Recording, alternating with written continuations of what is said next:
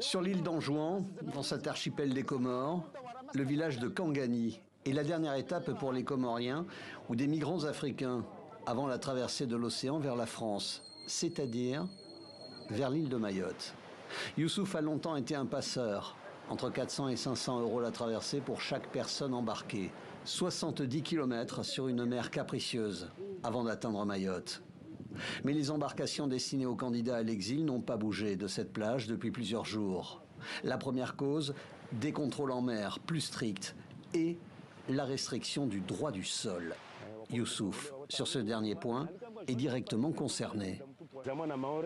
J'ai un enfant qui est né à Mayotte et qui est là-bas. Je voudrais que cet enfant bénéficie des avantages du droit du sol pour qu'il puisse vivre dignement.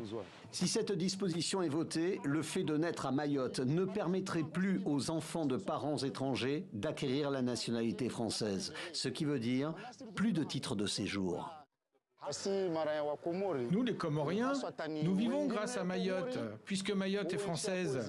Si le droit du sol est supprimé, c'est une régression, même pour nous ici. Malgré cette nouvelle règle liée au droit du sol, les Comoriens, tout comme des immigrés venant des pays d'Afrique, espèrent encore arriver à destination sur cette île française.